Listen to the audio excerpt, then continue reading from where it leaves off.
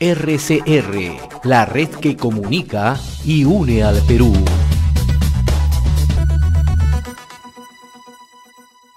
Vamos a tomar contacto a esta hora y le agradecemos la amabilidad que tiene con RCR, Red de Comunicación Regional, al señor Pedro Ferradas, ¿no? Él es experto en gestión de riesgo y de desastre y le agradecemos la amabilidad de compartir esta comunicación a través de RCR, Red de Comunicación Regional. Don Pedro Ferradas, qué gusto de saludarlo, muy amable. Sí, muy buenos días. Me gustaría en primer lugar hacer una evaluación. Usted ha seguido muy de cerca en los últimos años como especialista en tema de gestión de riesgos, lo que viene ocurriendo en nuestro país, ¿no? Lo que ocurrió hacia el año 2017 en toda la costa, incluyendo Lima, ¿no? Entonces, ¿qué es lo que ha venido fallando desde esa perspectiva? Bueno, en realidad hay una combinación de factores. Uno es la formación de este mecanismo de depresión tropical que le han puesto el nombre de ciclón, pero que no es un ciclón propiamente dicho, que es la concentración de aguas cálidas que generan digamos, vientos circulares que van avanzando de manera relativamente lenta y que van en una dirección definida de norte hacia el sur, y por eso ha llegado a Lima, ¿no? Y después de afectar, digamos, el Tumbes, Piura y todo el norte, ¿no? Entonces, ese es un factor, pero en paralelo hay un calentamiento general de las aguas del mar peruano, que se asocia al inicio de un fenómeno del Niño, ¿no? Todavía no está confirmada la existencia del fenómeno del Niño porque, de acuerdo a las normas nacionales e internacionales, tienen que pasar varios meses de calentamiento para que se confirme que se trata de un fenómeno del Niño. Entonces, de acá a unos 2 meses más, probablemente digan, habemos Niño, ¿no? Ese es un segundo factor. Y el tercer factor, que está interviniendo en algunas regiones más que otras, es que este calentamiento del mar y de la temperatura de la costa también está produciendo trasvase, en el caso de Lima es muy evidente, de nubes que vienen del otro lado de la cordillera, o sea, la Amazonía misma, ¿no? Y en las zonas, en la sierra central y norte también se empiezan a producir lluvias intensas que todavía no tienen, digamos, la gravedad que podrían tener, pero que están anunciando por lo menos el fin de la sequía causada por la Niña, ¿no? O sea, la Niña culminó básicamente, según los especialistas internacionales, en el mes de febrero, y ha culminado con el inicio de las lluvias entre enero y febrero, lo cual se prolonga ahora un poco más, ¿no? Lo que nos preocupa también es que en el sur no hay todavía, en la Sierra Sur, en Puno, todavía hay aparentemente una continuidad de las sequías, ¿no? Ese es otro factor muy preocupante, no sabemos si va a abarcar todo el sur. Y en términos de pronósticos y de, digamos, anuncios, el Estado, algo preocupante fue que han estado pronosticando, siguiendo la dirección del llamado ciclón, pero no se ha dicho nada sobre por lo menos hasta ayer, sobre el departamento de Ica y Arequipa y demás, ¿no? Que son zonas que normalmente se activan cuando hay niños, y también en fenómenos climáticos en general. O sea, el llamado ciclón no tiene como límite formal Lima, departamento, sino podría afectar. Y no hay que olvidarse que el fenómeno Niño, el 98, por ejemplo, se prepararon para enfrentarlo como si fuera un niño modelo, el del año 83, y solamente se tomó en consideración las lluvias en el norte y las sequías en el sur. Y el norte iba hasta el norte de Lima, y entonces ocurre el fenómeno del Niño, afecta a Lima, pero sobre todo la zona más afectada fue el departamento de Ica, la ciudad de Ica fue inundada, ¿no? Entonces es importante el pronóstico de la información que da CENAMI, que es importante y meritorio, pero no es suficiente, hay que tener márgenes de posibles errores de cálculo, ¿no? Ahora, señor Ferraz, usted señalaba hace unos momentos que no se puede descartar un fenómeno del Niño. La Comisión Multisectorial está haciendo todo un seguimiento, ¿no?, respecto a las condiciones climatológicas que se pueden presentar, ¿no? O sea, ¿eso qué significa? Que debemos estar preparados para lluvias intensas y hasta en algunos momentos extremas en los siguientes días. O sea, esto para no caer en el alarmismo, sino para que la población esté preparada. ¿Esto puede ocurrir? Así es. Hay que recordar que el calentamiento del mar y todas las condiciones que se están dando ahora, más allá de la eventualidad del llamado ciclón, pueden provocar en lo que queda del mes de marzo y las primeras semanas de abril problemas serios de inundaciones, lluvias intensas y huaicos, ¿no? Y deslizamientos. Entonces, eso puede ocurrir porque estamos en ante la aparente presencia del fenómeno del Niño, y felizmente que nos ha agarrado al final de la temporada de verano, ¿no? En el caso de Lima, porque y en el caso también del norte, porque de otra manera tendríamos algo muy similar al fenómeno del Niño en 1998-1983, pero por lo menos el fenómeno del Niño ha nacido al final de la temporada de verano, y eso hace que la posibilidad de afectación de las lluvias y la ocurrencia de lluvias y demás temas es limitada en el tiempo, por lo menos en lo que va de este año. El gran reto va a ser saber si este Niño tiene una prolongación mayor en el tiempo, ¿no? Porque podría, de hecho, si se prolonga a lo largo de los siguientes meses, después de abril, no va a causar mayores estragos en lo que es vivienda, pero sí va a afectar la agricultura, la pesca, ¿no? De manera importante. Y la preocupación también es si se prolonga más de 8 o 10 meses y estaríamos ante un problema similar al inicio del verano próximo, ¿no? Señor Ferraz, ¿y estos hechos se pueden registrar en toda la costa del país, en todo el litoral? ¿Perdón? ¿Y esto puede ocurrir en todo el litoral? Desde Tumbes, Piura, Lambayeque, La Libertad, Ancash, Lima, Ica, Arequipa. ¿Eso podría darse? El fenómeno del Niño puede afectar toda la costa del Perú y parte de la tierra. No sé si esa es la pregunta. Ya. Ahora, lo que es importante también tener en cuenta que el problema no son las lluvias, como decían los pobladores de Lambayeque hace muchos años, sino las goteras. La idea es que no es el problema solamente que haya fenómenos niños, lluvias intensas, sino también qué tan vulnerables estamos como sociedad ante estas lluvias y estos fenómenos, ¿no? Y esto es un tema muy grave porque lo que se evidencia ahora es una altísima vulnerabilidad, incluso me atrevería a decir un incremento en la vulnerabilidad en relación con los desastres de años anteriores, ¿no? Ahora, lo que ocurre en la zona de Guaycoloro, en Río Seco, en el río Rima, Chillón, Punta Hermosa, usted la conoce muy de cerca, ustedes han realizado trabajo sobre todo en la zona oeste, este de Lima.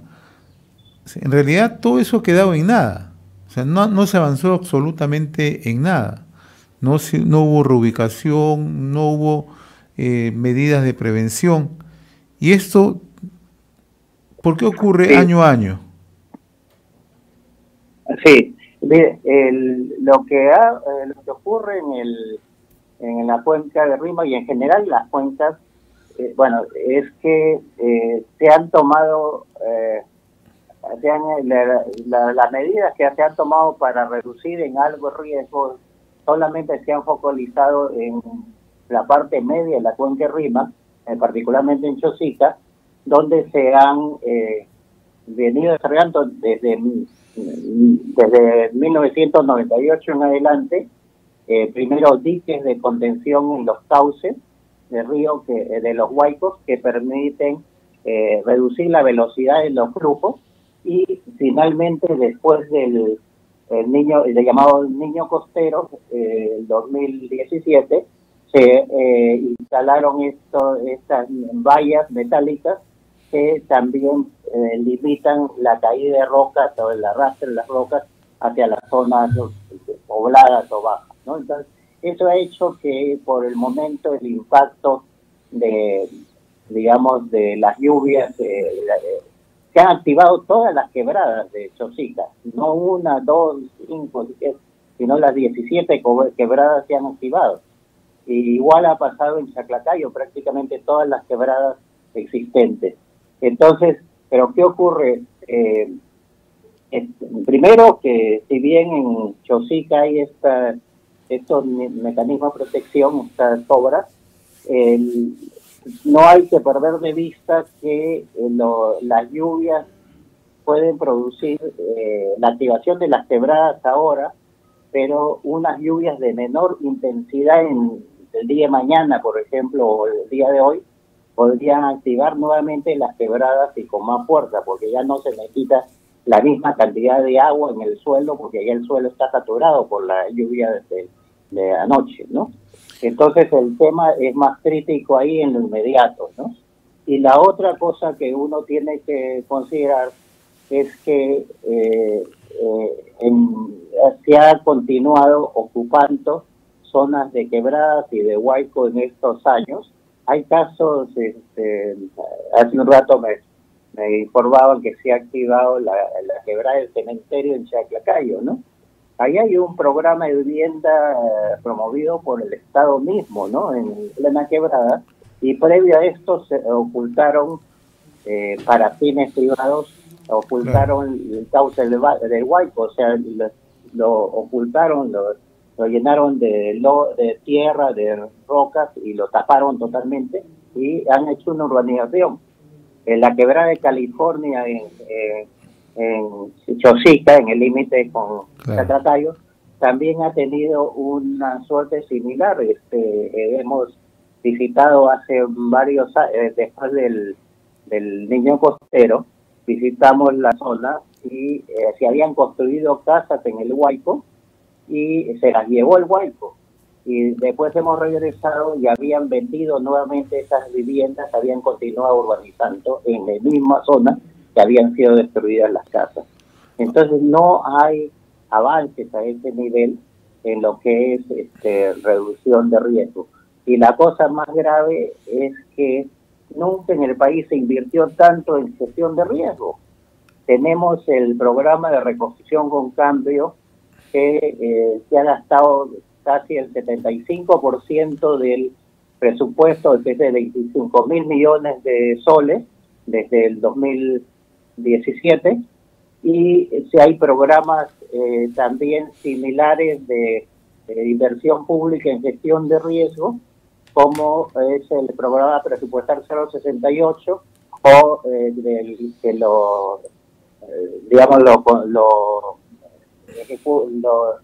lo dirige o lo lidera la presidencia del Consejo de Ministros, y después que tiene el FONDES, que es un programa de emergencia. Entonces también esto es importante tener en cuenta, porque a pesar de toda esta cantidad de de digamos, de inversiones, tenemos problemas graves porque ni siquiera las autoridades saben que hay estos fondos a veces, y mucho menos que de acuerdo a la ley de gestión de riesgo se puede, al declararse la emergencia, no solamente se puede, sino se deben utilizar parte del presupuesto de las municipalidades y los gobiernos regionales para responder a las emergencias. Entonces veía al alcalde de Lima pidiendo herramientas para enfrentar la emergencia. Simplemente toma parte de su presupuesto y compra las herramientas, ¿no? Está bien que pida ayuda de los demás, pero la cosa es urgente, ¿no? A propósito del tema que usted ha tocado, señor Ferrá, le voy a recordar una entrevista que le hice en agosto del 2017, a pocos meses de que se constituyó la Autoridad de Reconstrucción con Cambio por el presidente Pedro Pablo Kuczynski. Usted me decía en ese momento que el gobierno se ha puesto una camisa de fuerza al proponerse reconstruir las regiones que fueron afectadas por el fenómeno del Niño Costero en solo 3 años, ¿no? No hay país donde se haya hecho una reconstrucción en 3 años. Todas las experiencias de reconstrucción relevantes no han bajado de 10 años de plazo. Entonces, esta es una primera camisa de fuerza que se ha puesto el gobierno. Pretender hacer una reconstrucción en 3 años es muy complicado. Y dice, y esto puede ser más de una frustración. Han pasado 6 años, en realidad. ¿Cómo interpreta usted esto? Ahora que incluso ya la presidenta de la República habla de reestructurar la Autoridad de Reconstrucción con Cambio. Ya, sí, correcto. Es un tema bastante preocupante. Primero, como usted bien dice, tuve la oportunidad de estar en un debate con Pablo de la Flor al inicio del programa de Reconstrucción con Cambio, y nosotros objetábamos en ese entonces de que se pretendiera hacer el programa en 3 años, ¿no? Y que esto es un error. Entonces le pusieron como meta 3 años para ejecutar el programa y evidentemente eso no era posible. No era posible por varias razones, ¿no? Una, porque los sistemas de inversión pública son eran bastante más complicados, pero siguen siendo complicados, y se requiere no menos de 6 meses o 1 año para que se inicie un proyecto, y en la fase previa a su inicio se tienen que hacer todos los trámites de diseño, de aprobación y demás. Entonces era una tortuga el sistema de inversión pública, y no ha cambiado mucho, ha cambiado algo, pero no mucho, ¿no? Una segunda cosa que pasó en este debate que recuerdo en esa conversación es que advertimos sobre la necesidad de que la reconstrucción no fuera solamente la reconstrucción de las viviendas, sin tocar lo que es las causas de los desastres, las situaciones de riesgo. Y entonces se planteó la necesidad de tener, ante todo, una estrategia de reconstrucción integral de los digamos, para reducir los riesgos. Y esto significaba fundamentalmente el que se tuviera una mirada de cuenca, es decir, que no se mire solamente dónde se produce la inundación y se proteja como un muro, sino se tiene que mirar las cuencas tanto de los ríos como de las quebradas, y ahí tener una estrategia integral que vea la parte alta, media y baja, ¿no? Y entonces esto se aceptó en el programa de reconstrucción con Cambio, pero no se ejecutó nada. Lo único que se hizo fue contratar consultores para que hagan al final de básicamente el último año o 2 años, para que hagan los estudios correspondientes y hagan las propuestas correspondientes. Pero no se ha avanzado prácticamente nada a este nivel, salvo lo que han sido los sistemas de drenaje en las ciudades, donde se diseñó más rápidamente, era más simple, pero estos sistemas de drenaje están fallando. Me comentaban que el sistema de drenaje en Piura ha empezado a colapsar porque es un sistema subterráneo, en el caso de el que protege el Megaplaza, que fue anteriormente afectado, y entonces es un sistema de drenaje subterráneo que va hacia el río. Entonces lo que está ocurriendo es que como el río ha aumentado su caudal, su nivel, entonces está el río metiendo en el sistema de drenaje agua y está aflorando por la misma megaplaza y las zonas. Entonces, en el caso de Trujillo, se avanzó en este caso sí fue un avance interesante en la quebrada de San Ildefonso, ¿no? Pero sí ha vuelto a activar y lo que se hizo en el proyecto fue tratar de desviar las aguas para que no lleguen al centro de la ciudad. Bueno, la quebrada se ha activado y se ha metido al centro de la ciudad igual, o sea, no ha sido estudios, digamos, no se ha ejecutado correctamente el proyecto, no se ha terminado, ¿no? Entonces, estas son cosas que están fallando. Y una tercera cuestión que hay que ver en relación con esto es que los programas, la experiencia de otros países, como es el caso de Ecuador y de Colombia, es que el tema no es un tema de reconstrucción, un cambio en un plazo determinado, sino que debe haber un programa permanente de adaptación, ¿no?, al cambio climático y a los fenómenos como el Niño, ¿no?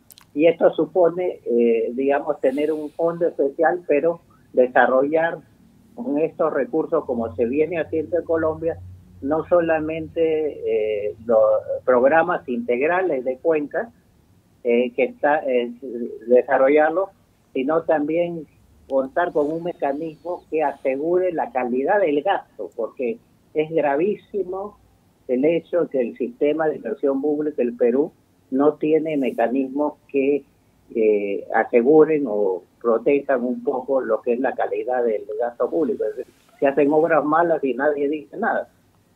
Ahora, la presidenta anuncia cambios en reestructuración, es lo que ha dicho, va a reestructurar la Autoridad de Reconstrucción con Cambios. Ya para finalizar, ¿qué aspectos deberían reestructurarse desde su punto de vista? Usted que ha venido siguiendo muy de cerca el tema. Ya. Me está preguntando qué aspectos hacia el futuro, ¿no? Así es. ¿Sí? Así es. ¿Qué cambios tendrían que hacerse en la Autoridad de Reconstrucción con Cambios?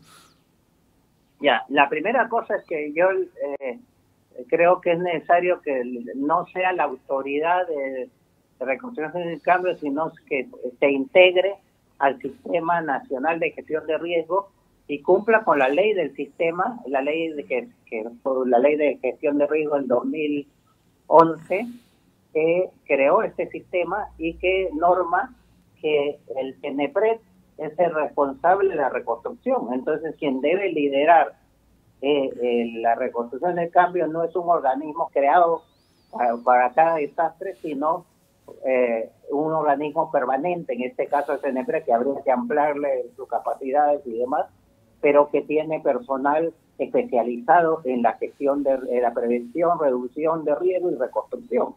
Entonces, esa es una primera cosa que creo que hay que hacer. Una segunda cosa, los congresistas tendrían que completar las normas. Es increíble que tenemos poco más de 12 años de existencia de la nueva ley que crea el Sistema Nacional de Gestión de Riesgo, y la ley de municipales y gobiernos regionales no ha sido cambiado, y no hay un solo aspecto sobre gestión de riesgo. Más bien se habla de defensa civil, que ya no es diferente, digamos, que solamente es preparación y respuesta, no prevención, y ni siquiera se menciona ni en la ley de municipalidades ni de gobiernos regionales, y mucho menos en la Constitución, el tema de cambio climático. Entonces hay normativa que tiene que ser actualizada, ajustada. Una tercera cuestión que creo que se tiene que hacer es el control concurrente de la Contraloría y de la Defensoría del Pueblo, para poder asegurar la calidad del gasto, pero esto y evitar los niveles de corrupción, pero esto tiene que hacerse sobre la base de una transparencia, y no como ha venido ocurriendo, que prácticamente ni siquiera la PCM conocía suficientemente qué es lo que se está avanzando en reconstrucción con cambio. Entonces el tema de control concurrente es fundamental, pero para esto es necesario también dotar a estas instituciones de recursos humanos calificados. O sea, hay gente que desconoce, en su gran mayoría, el enfoque, el tema de gestión de riesgo mismo, ¿no? Y un último aspecto que es fundamental es la participación de los gobiernos locales y regionales en los procesos tanto de ejecución de las obras y las medidas como de vigilancia, ¿no? Y esto tiene que darse no solamente por el nivel de gobiernos regionales o locales, sino también tiene que implicar a las universidades, a los colegios profesionales y las organizaciones populares y organizaciones en general, instituciones de la sociedad civil, ¿no? Eso tiene que hacerse porque es un mecanismo que asegura la transparencia y que es un derecho de los propios habitantes de las distintas regiones saber qué se está haciendo y controlar efectivamente los gastos, ¿no? Y un último aspecto que me parece dramático, que lo veíamos también cuando se discutían los casos de otros países, el Ecuador, y refiere, por un lado, a que las obras integrales tienen que articularse con sistemas de riego. Por ejemplo, Ecuador no fue afectado porque en el 2017 porque habían hecho un convenio con China, habían hecho un sistema integral de riego en las quebradas, en las cuencas cercanas al Perú, y esto permitía captar el agua en las partes altas y encauzarla para evitar que lleguen demasiadas las partes medias y bajas, ¿no? Entonces todo eso se hizo durante varios años, fue muy costoso, pero benefició a la población por a los agricultores, la producción agrícola, y de paso redujo los riesgos de desastres. Este es un aspecto central. Y finalmente me olvidaba de un aspecto más que es esencial y que estamos cuestionando mucho, es el tema de educación en gestión de riesgos, ¿no? No hay conocimiento suficiente sobre gestión de riesgos. Con todo respeto, empezando por la Presidenta de la República, que sigue hablando de el fenómeno de la corriente del Niño, cuando la corriente del Niño es un fenómeno diferente al fenómeno del Niño. Otras autoridades que desconocen que pueden hacer uso de recursos una vez declarada la emergencia y no tienen que recurrir al nivel nacional directamente, ¿no? Incluso en la intervención del Estado es lamentable que no aparezca el mecanismo de contar con recursos para atender las emergencias que tienen los gobiernos regionales. Es decir, en los presupuestos de los gobiernos regionales cada año tiene un almacén adelantado, ¿no? que no ha sido usado en la mayoría de los casos porque están esperando que venga la ayuda del Estado, del gobierno central, cuando deberían inmediatamente hacer uso de los almacenes adelantados que tienen los gobiernos regionales, porque el gobierno regional también puede declarar en emergencia y por lo tanto activar el uso de estos almacenes, ¿no? Muy bien. Entonces, estas son las cosas que quería comentar. Don Pedro Ferraz, experto en gestión de riesgo y desastre, yo le agradezco la amabilidad de haber compartido esta comunicación con RCR, Red de Comunicación Regional. Muy amable, que tenga buen día. Muchas gracias a ustedes. Gracias. Bueno. RCR, la red que comunica y une al Perú.